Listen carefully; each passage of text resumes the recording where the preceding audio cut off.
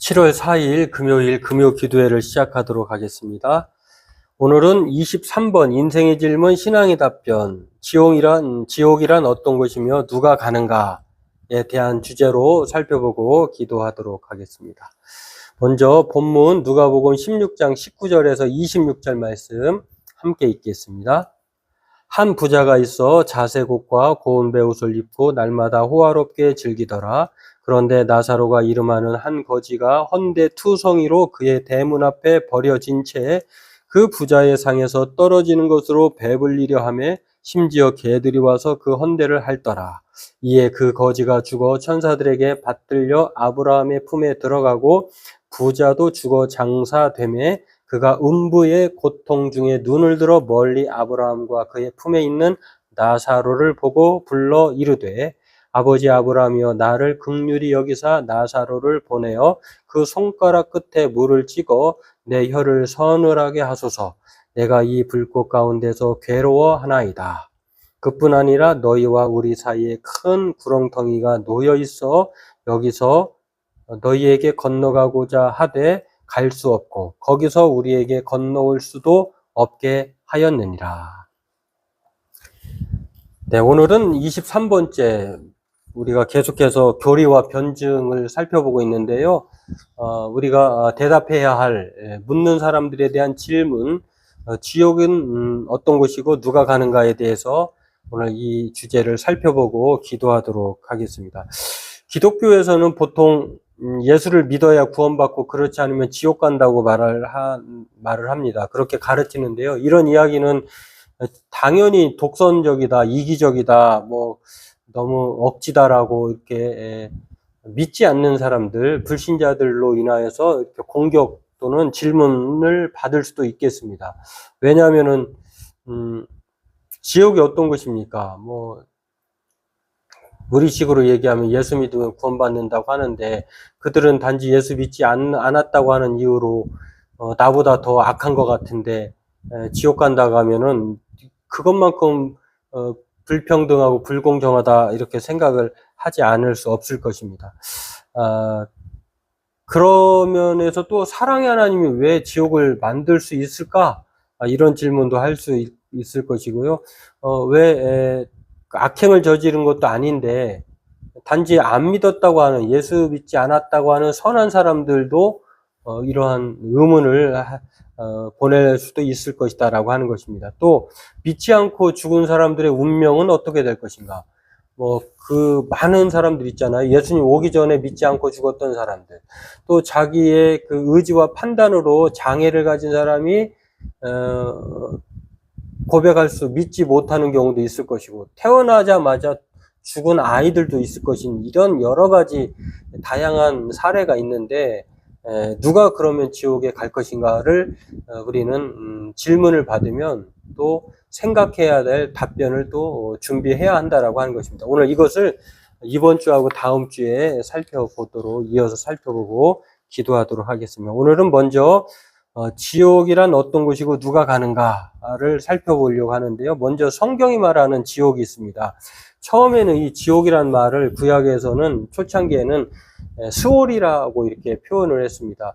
이거는 긍정적 표현인데 사람은 누구나 죽으면 바로 곧장 어디로 가는 것이 아니라 중간 상태에 이르게 되는 스올이라고 하는 곳에 도달하게 되었다라고 하는 것입니다. 그래서 거기서 생명의 그 호흡이 전혀 없는 것은 아니지만 죽은 듯 산 듯한 존재가 스올에 가게 되었다라고 하는 것입니다. 그래서 생명력이 아주 약해지는 것일 뿐이지 여기서 완전히 끝장나는 것이 아니다라고 이렇게 스올이라고 하는 말을 모든 사람이 죽으면 당연히 지옥 갈 사람이든 천국 갈 사람이든 마치 연옥의 개념처럼 중간 상태에 스올이라고 하는 곳에 가게 된다라고 여겼다라고 하는 것입니다. 그래서 여기 이때까지는 스올이라고 하는 말이 긍정적으로 사용되었다고 합니다. 그런데 이게 시간이 지나면서 이제 중간기나 또 신약 시대에 이르게 되어가지고 부활 신앙이 생기게 되고 또 신약에서는 이 스올이라고 하는 말을 게헨나라고 하는 표현으로 쓰면서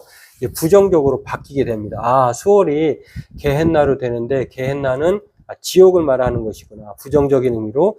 그래서 이 신약 성경에서 말하는 게헨나 같은 경우는요, 영원히 꺼지지 않는 불, 저주받은 장소, 마귀와 그를 따르는 자들에게 예비된 곳으로 게헨나라고 하는 표현을 씁니다. 긍정적인 면에서 부정적인 의미로 바뀌어버렸죠. 그런 면에서 이 지옥이라고 하는 개념이 성경에서 말하는 이러한 개념으로 이렇게 발전되었다라고 하는 것을 볼 수가 있고요. 두 번째로 보면은 사랑의 하나님이 어떻게 그러면 분노와 심판의 하나님일 수 있는가라고 하는 것입니다. 어때 사랑의 하나님이어야지 왜 분노의 지옥을 만들어가지고 심판을 행하시는 이 분노의 하나님이 될 수 있는가? 이 재판관이 될 수 있는가? 이러한 질문에 대한 성경의 답변은요, 심판에는 두 가지 특징이 있다는 것입니다. 우리는 무엇을 잘못해도 다 웃어 넘기는, 정말 오케이 하는 그런 아버지가, 그런 부모가 사랑의 부모라고 말할 수 있을까요? 그렇지 않다는 것입니다. 지옥이 있다는 것, 심판이 있다는 것은요, 이 심판의 두 가지 특징을 살펴보면 알 수 있는데, 그 첫 번째 특징은 사랑의 다른 측면이 심판이다라고 하는 것입니다. 좌절된 사랑의 표현인데요, 어쩔 수 없는, 잘못된 아들을 사랑으로 인도하기 위해서, 사랑으로 양육하기 위해서 그에게 혼을 내거나 또는 징계를 내리거나 또 여러 가지 화를 내는 그러한 표현들이 바로 또 다른 사랑의 표현이다라고 하는 것입니다. 그리고 또 하나는 이 심판은, 하나님의 심판, 이 지옥은 철저히 불공정하지 않은 공정하고 의롭다라고 하는 것입니다. 이 두 가지 측면이 있다는 것입니다. 하나님의 심판은 사랑의 다른 측면일 뿐만 아니라 정확하고 공정하다. 시편 9편 1절에서 쭉 그 9절의 내용을 보면은요, 하나님께서 정의롭고 또 의롭게 송사하시고 변호하신다, 심판하신다라고 하는 표현들이 나옵니다. 공의로 세계를 심판하시고 정직으로 만민에게 판결을 내리신다. 우리가 이 땅에서의 그 판결은 정말 우리가 일반인들도, 보통 사람도 납득하지 못할 경우도 있잖아요. 간혹 돈 있는 사람은 법에 조금 여유롭고 돈 없는 사람은 권력이 층으로부터 소외된 사람들은 아주 예외 없이 아주 무자비하게 선고가 되는 이러한 경우들도 우리가 인간사에서 볼 수가 있는데요. 그러나 하나님의 심판은 정확하고 공의롭다. 누구도 이의를 제기할 수 없다라고 하는 면에서 하나님의 사랑의 심판에 대한 그 두 가지 특징을 우리가 알 수가 있다라고 하는 것입니다. 예, 크로아티아 출신, 정말 크로아티아 같은 경우는 내전으로 아주 그 상처가 있었던 그런 나라, 분쟁국가 아니겠습니까? 근데 크로아티아 출신의 미로슬라프 볼프라고 하는 신학자는요, 이런 말씀을 했습니다. 하나님이 불의와 거짓에 분노하지 않고 폭력을 영원히 끝장내지 않는다면 그러한 하나님은 예배할 가치가 없을 것이다. 폭력에 의지하는 흐름을 스스로 완전히 차단하는 유일한 수단은 오로지 하나님으로부터 나올 때만 폭력이 합법성을 가질 수 있다는 입장을 고수하는 길뿐이다. 하나님이 반드시 갚아주신다는 믿음이 있어야 비폭력을 실천할 수 있다. 사람들이 서로 공의롭게 정의롭게 한다고 하면서 원수 갚는 것을 서로 분쟁한다고 하면요, 이것은 끝없는 싸움으로 계속 될 것입니다. 오로지 하나님만이 공의롭고 정확하신 정의로운 분만이 이거를 해결할 수 있다는 것입니다. 하나님의 불의와 거짓에 분노하지 않고 폭력을 영원히 끝장내지 않는다면 이 끝장은 나지 않는다라고 하는 것인데요. 그렇습니다. 오늘 미로슬라브 볼프가 자신의 경험담, 또 신학자로서 성경을 탐구하면서 정말 이렇게 말한 것을 보면서요, 서로 다르다는 이유로, 또 종교와 민족이 다르다는 이유로 서로 죽이고 죽이는 이 발칸반도의 참혹한 현실 속에서도 하나님만이 정말 선하고 공정한 분이다라고 하는, 심판자라고 하는 것을 믿을 때에 이 복수는 종결될 것이다라고 하는 이 강력한 이 내용들을 보면서요, 우리도 이것을 정말 옳다 기억해야 할 말로 우리가 여겨야 할 것입니다. 왜냐하면 진정한 사랑은 이렇게 죄악을 있는 그대로 노출하고 거기에 대한 책임을 묻는 사랑이기 때문에 그렇습니다. 진정한 사랑이라고 하면은 악한 일을 보고도 좌시하지 않는 것이죠. 하나님이 바로 그렇게 하신다라고 하는 것입니다. 그러나 인간은 또 다른 피를 복수를 불러오기 때문에 오로지 하나님만이 이러한 사랑의 심판자로 행할 수 있다는 것을 우리는 기억해야 할 것입니다. 이 심판은 가장 온전하고 공의로운 심판이다. 바로 하나님만이 이것을 행할 수 있다라고 하는 것입니다. 그래서 사랑의 하나님과 심판의 하나님은 결코 모순되지 않는다는 것을 우리는 기억해야 합니다. 사랑의 하나님과 심판의 하나님은 같다. 또 다른 측면에서 심판은 사랑의 측면이다라고 하는 것입니다. 그렇다고 하면 우리가 세 번째로 기억해야 할 것은요. 세 번째 주제는 사랑의 하나님이 어떻게 지옥에 보낼 수 있는가를 오늘 살펴보면요. 그렇습니다. 키에르 케고르라고 하는 철학자 같은 경우는요. 이런 말을 했습니다. 죄란 하나님 아닌 다른 무엇을 하나님으로 삼고 거기에 궁극적 의미와 가치를 두고 살아가는 것이다. 이렇게 말했습니다.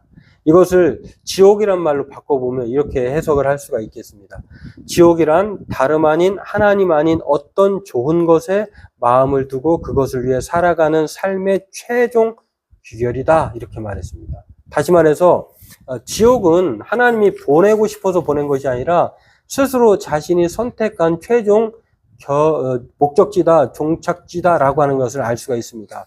왜냐하면 하나님을 마음에 두고 궁극적으로 정말 그렇게 가치를 두고 살아가야 하는데 하나님을 마음에 두지 않고 다른 것에 마음을 두고 살아가면 결국에는 틀어질 수밖에 없다는 것입니다. 성경이 말하는 지옥이 그렇게 가게 된다는 것입니다.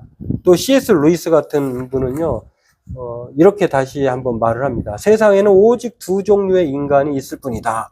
주님의 뜻이 이루어지다라고 하나님께 이야기하는 사람들과 하나님이 끝내 내 뜻대로 될지어다 라고 말씀하시는 부류이다.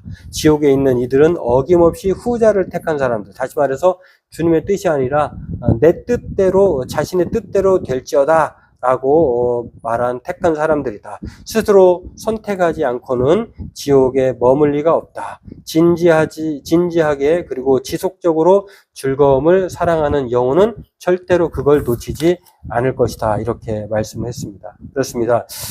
C.S. 루이스나 미로슬라프 볼프 같은 경우, 또 슈렌 케그르 같은 경우는 철저히 지옥에 대해서 바르게 판단하는 것을 볼 수가 있는데요. 지옥에 가는 사람들은 자기의 책임으로, 자기의 선택지로 그렇게 간다라고 하는 것. 그리고 주님 뜻, 하나님 뜻이 아니라 내 뜻대로 될지어다라고 말하는 그런 사람들만이 바로 그렇게 지옥으로 갈 수밖에 없는 선택을 하는 것을 볼 수가 있습니다. 오늘 저와 여러분들도 이것을 보면은요, 결국 지옥은 사람들이 스스로 선택하고 또 추구해온 자기중심적인 삶, 그러한 종착지인 것을 알 수가 있는데요. 그래서 하나님은 지옥에 보내고 싶어서 보내는 것이 아니라 개개인의 삶의 사람들이 자기의 삶의 의미와 가치를 마땅히 하나님께 두지 않고 스스로 선택한 오래된 축적된 그 최종 결과가 바로 지옥이라고 하는 것을 오늘 일관되게 말하는 것을 알 수가 있습니다. 그래서 C.S. 루이스는 앞서 이런 주님의 뜻이 이루어지다 아니면 자신의 내 뜻대로 될지어다라고 말하는 그런 사람들의 특징을 열거하면서요. 지옥의 문빗장은 안으로 잠겨 있다 이렇게 말씀했습니다. 자기가 그렇게 만들었다는 것이죠. 자기가 문을 닫아놓고 절대로 열어주지 않는 인간의 선택으로 말미암아 지옥으로 다른 사람이 아닌 자기 스스로 그 안으로 들어간 후에 잠궈버렸다고 하는 인간의 선택에 대한 주장을 말하고 있다고 하는 것입니다. 그렇습니다.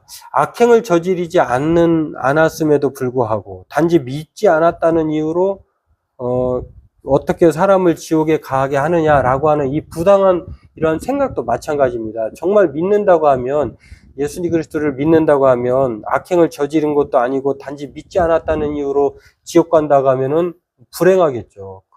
당연히 그런 질문을 하겠죠. 그런데 정말 예수 그리스도를 믿는 사람이라고 하면 머리로만 믿는 것이 아니라 예수님의 행위, 예수님의 발자취, 예수님의 마음을 따라서 그 아는 것과 그 행실을 동일하게 가져갈 것입니다. 때문에 이러한 질문들은 저 사람이 정말로 알고는 있는데 그 믿지 않았다고 하는 그 행위로 말미암아 지옥에 가느냐라고 하는 이 질문은 우리가 조심스럽게 생각해 봐야 한다라고 하는 것입니다. 실제로 우리가 예수를 믿는다고 하면은 예수님에 대한 가치, 또 예수님이 우리에게 부탁하신 모든 것들을 수용하고 따를 의지를 가지고 살아가는 그 행동까지도 포함한다라고 하는 것입니다. 입술로는 고백을 하는데, 또 마태복음 7장에도 나오죠. 주여 주여 하는 자마다 천국에 다 들어가는 것이 아니다. 뜻대로 행하는 자라야 천국에 들어간다. 이렇게 말씀한 것처럼 저와 여러분들도 이것을 기억하면서 이 종합적인 결론의 내용들은 지옥은 하나님이 보낼 자를 보내는 것이 아니라 이 지옥이라고 하는 것은 자기의 선택. 그러면 그렇게 되면 하나님은 죄의 조성자가 되죠.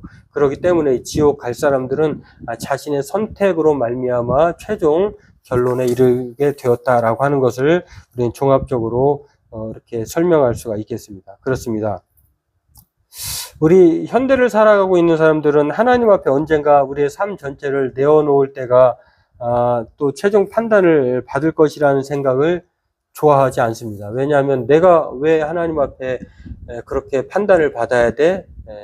이렇게 생각하는 사람들이 심판 당할 것이다라고 하는 것, 죄인이라고 하는 말을 싫어하죠. 그런데 이는 뒤집어서 말하면요, 오만한 마음을 갖고 있다는 것을 알 수가 있습니다.